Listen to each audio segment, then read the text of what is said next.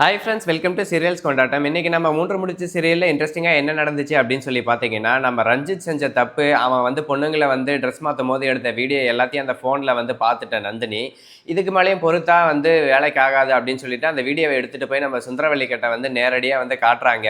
அதை பார்த்த உடனே நம்ம சுந்தரவல்லிக்கு ஹார்ட் அட்டாக் வந்து அவங்கள வந்து ஹாஸ்பிட்டலில் அட்மிட் பண்ணுறாங்கங்க. இதுதான் நடக்குது. இதுக்கப்புறம் வந்து நம்ம ரஞ்சித்தை வந்து கைது செய்வாங்களா மாட்டாங்களான்னு சொல்லி தான் அந்த வீடியோவில் பார்க்க போகிறோம்.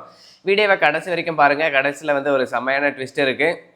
இப்போ அதுக்கு முன்னாடி என்னவெல்லாம் நடந்துச்சு அப்படின்னு சொல்லி பார்த்தீங்கன்னா, நந்தினி வந்து கரெக்டாக வந்துட்டு யோசிச்சு செம்மையாக வந்து ஒரு காயினை வந்து நகர்த்தியிருக்காங்க. என்னன்னு பார்த்தாக்கா, சரி நம்ம ஏன் வந்துட்டு ரஞ்சித் தேடுற அந்த பொருளை நம்மளும் தேடக்கூடாது, என்ன ஒரே ஒரு வித்தியாசம் இருக்குன்னு பார்த்தாக்கா, அவன் வந்து அந்த பொருள் என்னன்னு சொல்லி தெரிஞ்சுட்டு தேடுறான், நம்ம வந்து தெரியாமல் தேடுறோம், அவ்வளோதான் வித்தியாசம் அப்படின்னு சொல்கிறாங்க. அதுக்கப்புறம் வந்து நந்தினி என்ன பண்ணுறாங்கன்னாக்கா, சரி இருட்டானாலும் பரவாயில்ல, பகலானாலும் பரவாயில்ல, இந்த ரஞ்சித் வந்து இல்லாத போதே நம்ம வந்து தேடி இந்த பொருளை வந்து கண்டுபிடிச்சிடலாம் அப்படின்னு சொல்லிட்டு நந்தினி வந்துட்டு தேடுறதுக்காக கிளம்புறாங்க. ஆனால் அதே சமயம் எவ்வளவோ வந்து முயற்சி பண்ணியும் அந்த வீட்டில் வந்து அங்கே இருக்க முடியாமல் வீட்டை விட்டு துரத்திட்டாங்க நம்ம ரஞ்சித்தையும் அவங்க குடும்பத்தையும். அதாவது அது வீட்டை விட்டு துரத்தின கணக்கே இல்லைங்க. அது வந்து ஒரு சாங்கிய சம்பிரதாயத்துக்காக வந்து இப்படி போனோம், மாப்பிள்ளை வீட்டிலேருந்து வரணும் அப்படின்னு வந்து சொல்லியிருக்காங்க.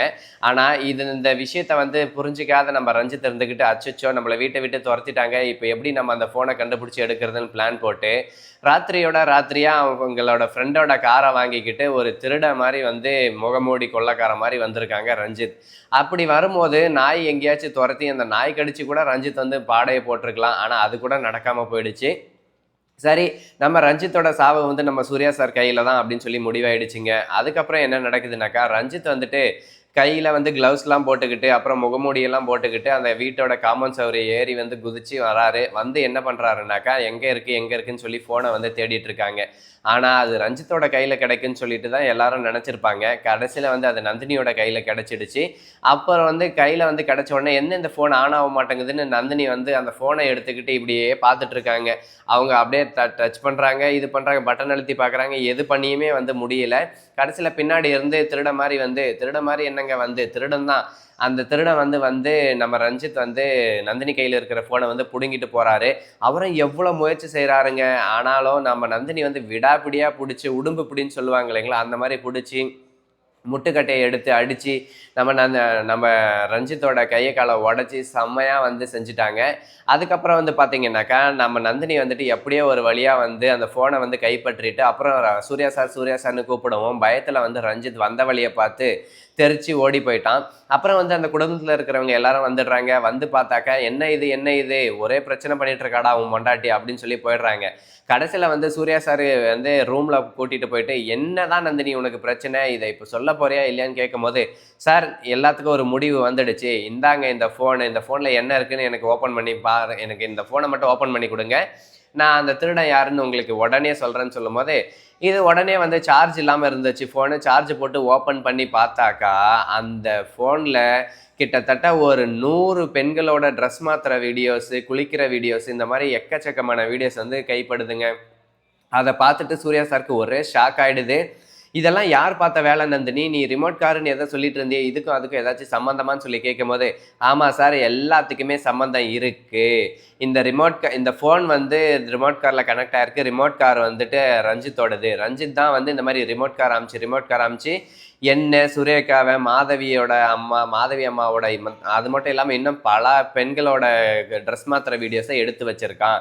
இந்த ஃபோன் வந்து அவனோடது தான் அப்படின்னு வந்து சொல்கிறாங்க. ஐயோ எல்லாம் போச்சுங்க. அதுக்கப்புறம் வந்து பார்த்தீங்கன்னாக்கா சுத்தமாக வந்து சிக்க போகிறாரு ரஞ்சித். இந்த விஷயத்த வந்துட்டு இது மட்டும் சொன்னால் பத்தாதுன்னு சொல்லிட்டு சுந்தரவல்லி, நம்ம அருணாச்சலம் ஐயா எல்லாரையும் கூப்பிட்டு நடு ஆளில் வச்சு இந்த ஃபோனில் இருக்கிற விஷயத்தெல்லாம் காமிக்கிறாங்க. காமிச்ச உடனே நம்ம சுந்தரவல்லிக்கு ஹார்ட் அட்டாக்கே வந்துடுது. ஐயையோ, நந்தினி இவ்வளோ வந்து சொல்லி போராடிட்டு இருந்தா, ஆனால் கடைசியில் வந்து பார்த்தாக்கா இந்த ரஞ்சித் வந்து இவ்வளோ வந்து வேலை பார்த்து வச்சிருக்கானே, இவனுக்கா என் பொண்ணு கொடுக்க நான் துணிஞ்சேன், கண்டிப்பாக இந்த கல்யாணத்தை நிப்பாட்டியே தீரணும் அப்படின்னு சொல்கிறாங்க. ஹார்ட் அட்டாக் வந்த உடனே ஹாஸ்பிட்டலில் கூட்டிகிட்டு போய் அட்மிட் பண்ணிடுறாங்க. அவங்க வந்து சுந்தரவல்லி ஹாஸ்பிட்டலில் கூட்டிகிட்டு போய் அட்மிட் பண்ண உடனே இங்கே என்ன நடக்குதுன்னாக்கா, ரஞ்சித்தோட அப்பா அம்மாவுக்கு விஷயம் தெரிஞ்சிடுது. சுரேகா, மாதவி எல்லாருக்கும் விஷயம் தீயாக பரவிடுது. அதுக்கப்புறம் வந்து எல்லாரும் ஹாஸ்பிட்டலில் ஒன்று சேர்றாங்க.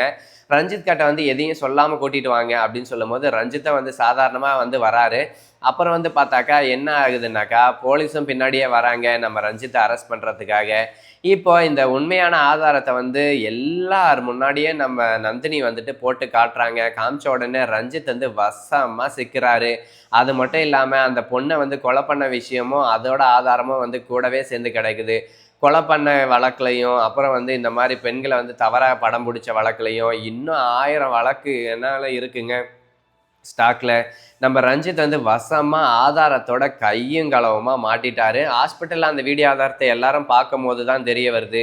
ரஞ்சித் வந்து எவ்வளோ வந்து ஒரு கேடு கெட்டவன், இவனை வந்து இவனுக்கு நம்ம பொண்ணை கொடுக்க போயிட்டோமேன்னு சொல்லிட்டு நம்ம சுந்தரவல்லியும் அருணாச்சலமும் மாறி மாறி ஒப்பாரி வைக்கிறாங்க. ஒப்பாரி வச்சா மட்டும் பத்தாதுங்க, நம்ம ரஞ்சித்தை வந்து ஓடி ஓடி உதைக்கணும்.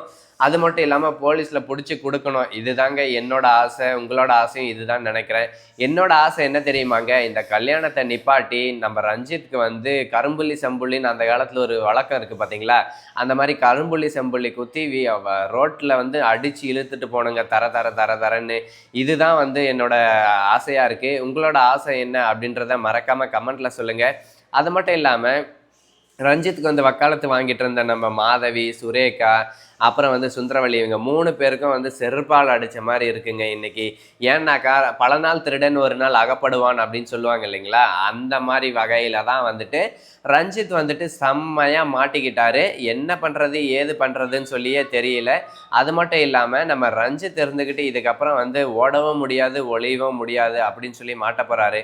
இதுக்கப்புறம் நடக்க இருக்கிற பின்விளைவுகள் என்ன என்ன அப்படின்னு சொல்லி பார்த்தீங்கன்னா, கண்டிப்பாக போலீஸ் வந்து வர போகிறாங்க. போலீஸ் வந்துட்டு நம்ம ரஞ்சித்தை வந்துட்டு அடி முட்டியில் வந்து வெளுன்னு வெளுத்து மாமியார் வீட்டுக்கு வந்து கூட்டிகிட்டு போக போகிறாங்க.